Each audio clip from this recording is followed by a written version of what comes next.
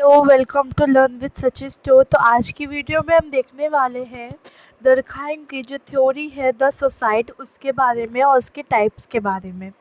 तो सबसे पहले हम जान लेते हैं कि जो सुसाइड थ्योरी है वो किस बुक में पब्लिश की गई थी।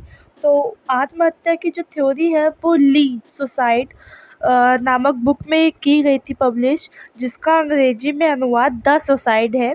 यह दुर्खिम की तीसरी प्रमुख कृति है जिसका प्रकाशन ईयर 1897 में हुआ था।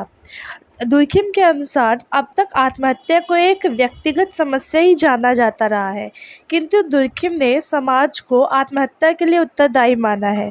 अब उन्होंने अपनी डेफिनेशन के माध्यम से आपको बताने की कोशिश की है कि आत्महत्या लोग क्यों करते हैं। ठीक है, तो सबसे पहले हम इनकी डेफिनेशन देख लेते हैं। तो आत्महत्या की परिभाषा के अकॉर्डिंग आत्महत्या शब्द मृत्यु की उन समस्त घटनाओं के लिए प्रयुक्त किया जाता है जो स्वयं करने वाले की सकारात्मक या नकारात्मक क्रिया का प्रत्यक्ष या अप्रत्यक्ष परिणाम होती है, जिसके भावी परिणाम को मरने वाला जो व्यक्ति होता है, ठीक है, को वह स्वयं जानता है। सुसाइड है तो इंसान खुद ही करेगा। ठीक है, अब देख लेते हैं आत्महत्या की इस परिभाषा से पहली बात तो ये स्पष्ट हो रहा है कि एक ऐसी मृत्यु को ही आत्महत्या माना जाएगा जो मरने वालों की स्वयं की क्रिया का परिणाम होता है। व्यक्ति स्वयं जानबूझकर अपने जीवन का अंत कर लेता है। मृत्यु उसी की क्रिया का परिणाम है। चलिए इसकी कुछ विशेषताएं देख लेते हैं। तो ऐसी मृत्यु को आत्महत्या कहा जाएगा जो व्यक्ति द्वारा स्वयं किए गए कार्य का परिणाम हो। आत्महत्या में व्यक्ति स्वयं ही अपने जीवन समाप्त कर लेता है। अब देखिए इसका अच्छा एक एग्जाम्पल के थ्रू समझ लेते हैं। स्वयं को गोली मार देना, छलांग लगाकर कुएं में कूद पड़ना, दोनों ही आत्महत्या की सकारात्मक क्रियाएं हैं। ठीक है, सकारात्मक क्रियाएं तो समझ गए आप। पर वही जहाँ किसी मकान में आग लग रही है और व्यक्ति उसमें से बाहर नहीं निकलना चाहता है, ठीक है, तो वह जो क्रिया होगी वो है नकारात्मक एवं अप्रत्यक्ष गतिविधि है। तो आपको डेफिनेशन अच्छे से समझ में आ गई होगी। और इसी अकॉर्डिंग इसकी एक विशेषता भी ये है। और आत्महत्या की दूसरी विशेषता है, आत्महत्या की एक विशेषता ये भी है कि व्यक्ति इच्छापूर्वक सोच समझकर आत्महत्या करता है। वह अपनी क्रिया के परिणाम को जानता है। अब देखिए कैसे, जैसे कि दुर्खिम ने सैनिकों द्वारा दिए जाने वाले बलिदान अथवा अनशन के द्वारा मरने को भी आत्महत्या की श्रेणी में रखते हैं, क्योंकि दोनों में ही व्यक्ति ने जीवन को समाप्त करने का इरादा किया हुआ है। ठीक है, इसी प्रकार अब हम इसकी टाइप्स को देख लेते हैं।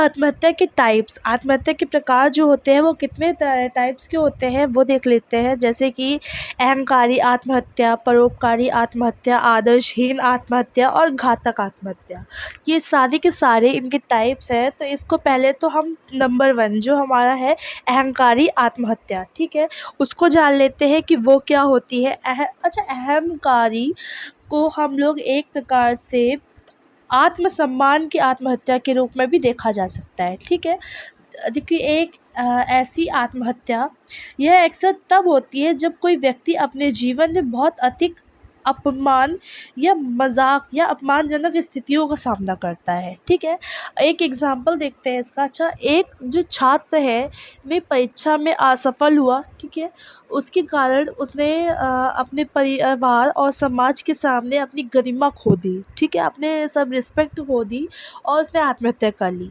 ये एक अहंकारी आत्महत्या का एग्जाम्पल हो सकता है। एक और एग्जाम्पल है, एक महिला ने अपने पति के अवैध संबंधों के कारण अपनी गरिमा और आत्मसम्मान खो दिया और आत्महत्या कर ली। ये दोनों ही हमारे अहंकारी आत्महत्या के उदाहरण हैं। और दूसरा हमारा है परोपकारी आत्महत्या। ये किस तरह का है, देखिए। अच्छा, परोपकारी आत्महत्या क्या होती है? परोपकारी आत्महत्या एक ऐसी आत्महत्या है जो दूसरों के हित के लिए की जाती है।